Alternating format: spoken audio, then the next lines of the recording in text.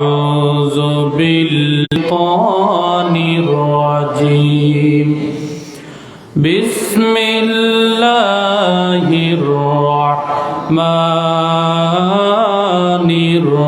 الرحيم وإلهكم إله واحد لا إله إلا هو الرحمن الرحيم صدق الله العظيم.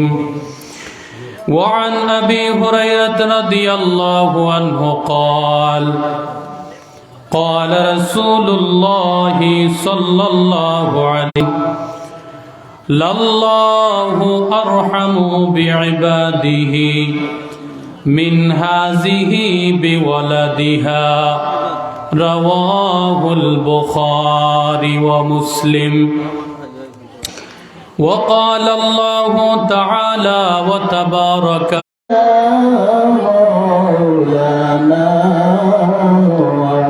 وعلى آل سيدنا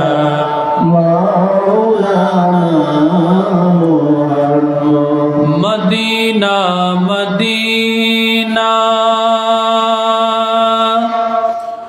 मोमिनों की गुनगुना है दीदार मदीना आशिकों की तमन्ना अल्लाहुम्मा सल्ले अला सय्यिदिना मौलाना मुहम्मद व अला आलि सय्यिदिना मौलाना मुहम्मद। मदीना की हवा से जन्नती बू आती है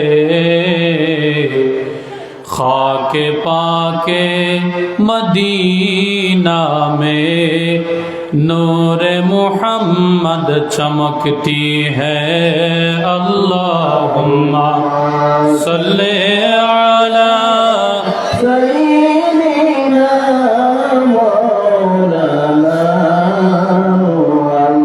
व अला आलि सय्यिदिना मौलाना मुहम्मद।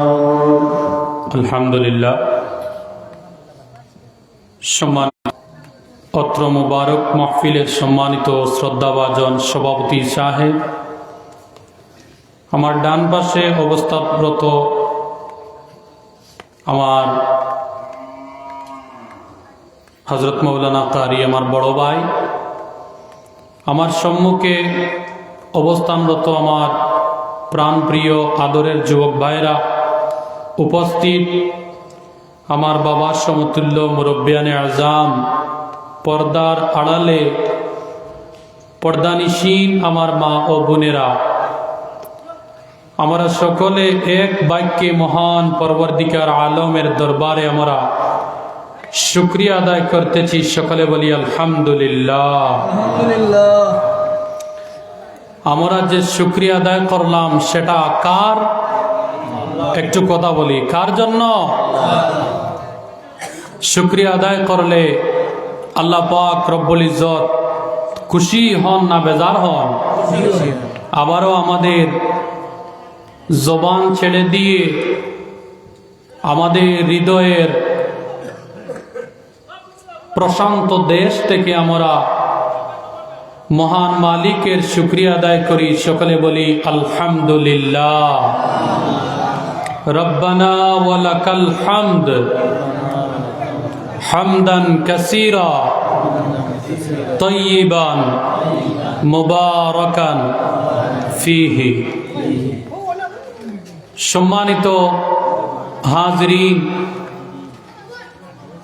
আপনাদের দরবারে আমি বেশ সময় নষ্ট করব না। ইতিপূর্বে টানটুর সাহাব কিবলার সাহাবজাদা হযরত মৌলানা কারি আব্দুল বাসিত সাহেব হাফিজাহুল্লাহ কোরআন এবং হাদিসের আলোকে মহামূল্যবান আলোচনা আপনাদের সম্মুখে করে গিয়েছেন। আল্লাহ পাক রব্বুল ইজ্জত হযরতের হায়াতকে দীর্ঘজীবী করে দেন, সকলে বলি আল্লাহুম্মা আমিন। এই মাহফিল করতে গিয়ে যে আমার আবুল হুসাইন ভাই এবং জাবেদ আহমেদ ভাই ও অন্যান্যরা মসজিদের ইমাম সহ আরো আমার নাম জানা নেই, এবং আমার পর্দার আড়ালের পর্দানিসীন মা ও বোনেরা যারা সাহায্য সহযোগিতা করেছেন, সকলকে যেন আল্লাহ পাক রব্বুল ইজ্জত কবুল করে নেন, সকলে বলি আল্লাহুম্মা আমিন। সম্মানিত হাজরিন, কিতাবের মধ্যে মুফাসসিরিন বর্ণনা করেন যে জায়গার মধ্যে আলিম উলামাদের, যে জায়গার সাথে উলামায়ে কেরামদের পায়ের স্পর্শ লেগে যায়, আপনারা খেয়াল করবেন আমার কথাটি, যে জায়গার সাথে উলামায়ে কেরামদের পায়ের স্পর্শ লেগে যায় সেই জায়গার মধ্যে আল্লাহ পাক রব্বুল ইজ্জত মুহূর্তের ভিতরে রহমত নাজিল করেন, সকলে বলি আলহামদুলিল্লাহ।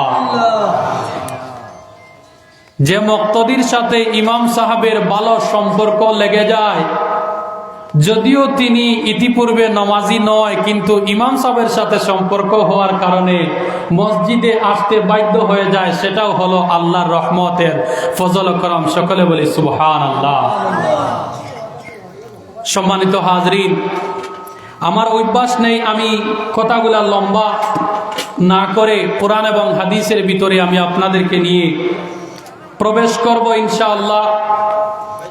তো আল্লাহ পাক রব্বুল ইজ্জত আমাদের কাছে উনার নিয়ামতদের মধ্যে সবচাইতে বিশাল বড় একটা নিয়ামত দিয়েছেন, যে নিয়ামতের নাম হলো কুরআনুল কারীম। সেই কুরআনুল কারীমের ভিতরে আল্লাহ পাক রব্বুল ইজ্জত আমি যে আয়াতে কারিমা তেলাওয়াত করেছি, আল্লাহ রাব্বুল আলামিন বলতেছেন ওয়া ইলাহুকুম ইলাহুন ওয়াহিদ। আল্লাহ পাক রব্বুল ইজ্জত এই আয়াতের মধ্যে বলতেছেন আমাদের কোনো ইলাহ নেই, কোনো মাবুদ নেই একজন ছাড়া, তিনি হলেন আল্লাহ। লা ইলাহা ইল্লা হুয়ার রহমানুর রহিম, যিনি হলেন রহমান ও রহিম। আমি আজকে আপনাদের সম্মুখে শুধু আল্লাহর রহমান যে সিফত আছে, আমাদেরকে যে রহমানিয়তের নজর দ্বারা যে আমাদেরকে উনি একটা চাদর দিয়ে যে ডেকে রেখেছেন, আমি সেই আল্লাহর মায়ার নজরের কথা আপনাদের সম্মুখে আলোচনা করব। আমি আমার মালিকের কাছে একটু ভিক্ষা চাচ্ছি, আপনাদের অন্তরে যেন আমি আল্লাহর সামান্যতম প্রেমগুলা দিয়ে যেতে পারি, সকলে বলি না একবার আল্লাহুম্মা আমিন। আমার প্রিয় ভাইরা, আল্লাহ রাব্বুল আলামিন কুরআনুল কারীমের অন্য আয়াতের মধ্যে বলেন ওয়া রাহমাতি ওয়াসিআত কুল্লা শাইইন। আল্লাহ রাব্বুল আলামিন কুরআনুল কারীমের মধ্যে বলেন এই দুনিয়ার মধ্যে আমি আল্লাহ রাব্বুল আলামিন সমস্ত সৃষ্টিকুল যে নাজিল করেছি, সমস্ত সৃষ্টিকুল যে আমি আল্লাহ রাব্বুল আলামিন সৃষ্টি করেছি, সেই সৃষ্টিকুলের মধ্যে আমি আল্লাহর রহমত সব সময় বিদ্যমান অবস্থায় থাকে, জুড়ে বলি সুবহানাল্লাহ। এই রহমত আল্লাহ রাব্বুল আলামিন আপনাকে আমাকে মায়া করেছেন, দয়া করেছেন। এই রহমত আল্লাহ রাব্বুল আলামিন ভালো মানুষের উপরেও রেখেছেন, খারাপ মানুষের উপরেও রেখেছেন। যে নামাজ পড়ে তার উপরেও আল্লাহর রহমতের একটা ছায়া আছে, আর যে নামাজ পড়ে না তার উপরেও একটা ছায়া আছে। যদি নামাজ না পড়নেওয়ালা নামাজ যদি পড়তো না, আর আল্লাহ রাব্বুল আলামিনের যদি রহমতের দয়ার নজর থাকতো না, তাহলে ওই ব্যক্তি নামাজ না পড়ে জিন্দা থাকার কোনো কথা ছিল না। আল্লাহ রাব্বুল আলামিন কোরআন আল কারীমের একটা আয়াতের মধ্যে বলেন, কুল লিমান মা ফিস সামাওয়াতি ওয়াল আরদ। ও আমার বন্ধু, আমার বান্দাদেরকে তুমি প্রশ্ন করো, আমার বান্দাদেরকে বলো, আসমানের মধ্যে যা কিছু আছে, জমিনের মধ্যে যা কিছু আছে, এই যে আসমান এবং জমিনের মধ্যে যাহা কিছু আছে, এই সবের মালিককে, এই সবের মালিককে? আল্লাহ রাব্বুল আলামিন এই আয়াতের মধ্যে আপনাকে আমাকে আমি ছেড়ে দিয়েছি তা নয়, এই আসমান আর জমিনকে আমি আল্লাহ রাব্বুল আলামিন সৃষ্টি করে কাতাবা আলা নাফসিহির রাহমা, আমি আল্লাহ রাব্বুল আলামিন আসমান আর জমিনের ভিতরে মানুষকে সৃষ্টি করে, ইনসানকে সৃষ্টি করে, জিন্নাতকে সৃষ্টি করে, সাগর মহাসাগর পাহাড় পর্বত সব কিছুকে আমি আল্লাহ রাব্বুল আলামিন সৃষ্টি করে ওই সৃষ্টিকুলের উপরে দয়া করার জন্য, মায়া করার জন্য, রহমত দেওয়ার জন্য আমি আল্লাহ নিজের উপরে দায়িত্ব নিয়েছি। জুড়ে বলি সুবহানাল্লাহ। আল্লাহ রাব্বুল আলামিন যদি আসমানের দায়িত্ব নিতেন না, আসমানকে সৃষ্টি করে যদি তার জায়গার মধ্যে ছেড়ে দিতেন, আপনার কথা যদি চিন্তা করতেন না, আমার কথা যদি চিন্তা করতেন